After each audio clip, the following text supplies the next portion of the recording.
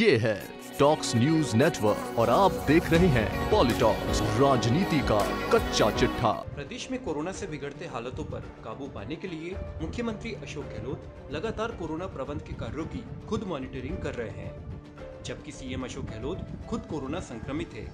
ऐसे में corona positive होने के बाद सीएम अशोक गहलोत आइसोलेशन में रहकर प्रदेश की जनता के लिए 18 घंटे काम कर रहे हैं। सीएम अशोक गहलोत ने बताया कि मैं अभी अकेला अपने कमरे में आनंद ले रहा हूँ, सारे काम अपने हाथ से कर रहा हूँ, तो लगता है कि डिग्निटी ऑफ लेबर इसे कहते हैं। इससे स्वास्थ्य अच्छा रहता है। महात्मा गांधी ने भी फिजिकल वर्क को अहमियत दी थी।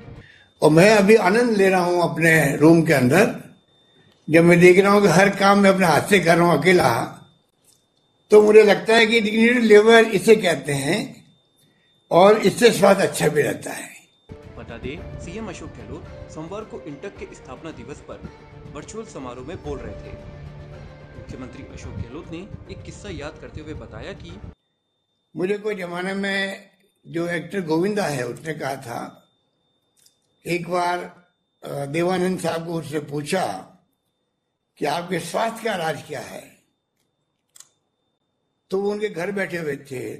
उस वक्त वो कोई उठ के गए थे कोई चीज लेने के लिए आसपास में, तो उन्होंने कहा ये मेरे स्वास्थ्य का राज यही है। तूने देखा अभी मैंने तुम्हें कुछ नहीं कहा, मैं खुद उठ के गया और वो चीज लेके मैं आया हूं। अगर आप दिन भर अपना हाथ से काम करो तो शरीर चलेगा। जैसे वॉकिंग करना क्यों जरूरी है, उसी रूप में अगर आप काम करोगे तो आपको आपका शरीर स्वस्थ रहेगा। उससे जोड़ के गांधी जी ने श्रम की प्रतिष्ठा, श्रमिकों का मान सम्मान, प्रतिष्ठा को जोड़ दिया। वो जमाना था महापुरुषों का, और गांधी हो गया। एक खजाना है उनके जीवनी का, उनके साहित्य का। लोग नई पीढ़ी को बहुत कट हो गई है, वो उसको नजदीक लाना पड़ेगा अगर देश को बचाना है। हाल में आए बंगाल विधानसभा चुनाव के परिणाम को लेकर मुख्यमंत्री अशोक गहलोत ने भारतीय जनता पार्टी और प्रधानमंत्री नरेंद्र मोदी पर जमकर निशाना साधा। मोदी भाजपा ने हिंदू धर्म के नाम पर, सांप्रदायिकता के नाम पर उछाल ले लिया है, हिंदुत्व को लहर के रूप में ले लिया है। इस कारण से मोदी को बार बार सफलता मिल रही है। बंगाल में जो पिटाई हुई है वह इतिहास में दर्ज हो गई है। पिछले 4 महीने से देश तमाशा देख रहा था। धनबल का खुला खेल हुआ। हिंदुत्व के नाम पर जो कुछ करने का प्रयास किया, ममता बनर्जी ने उन्हें धूल चटा दी। बहुत शानदार तरीके से पीटा गया है। मोदी को अब जो ग्राफ बढ़ाना है वह बढ़ गया है। अब आगे कुछ नहीं होने वाला।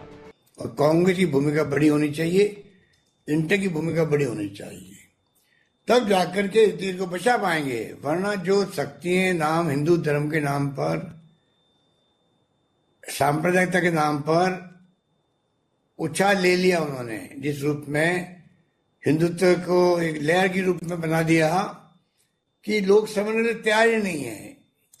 इस कारण से नरेंद्र मोदी जी को बार बार सफलता मिल रही है। बाकी तो मुझे लगा नहीं कोई उनकी उपलब्धि है। बंगाल में जो पिटाई हुई है वो इतिहास में दर्ज हो गई है।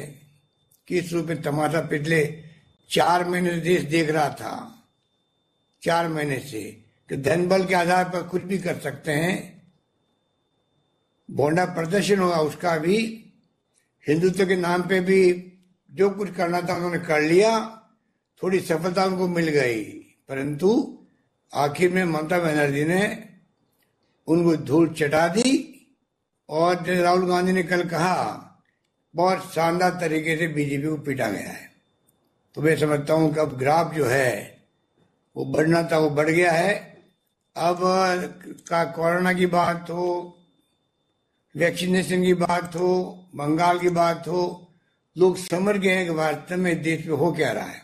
पॉलिटॉक्स ब्यूरो, जयपुर। ये है टॉक्स न्यूज नेटवर्क और आप देख रहे हैं पॉलिटॉक्स, राजनीति का कच्चा चिट्ठा।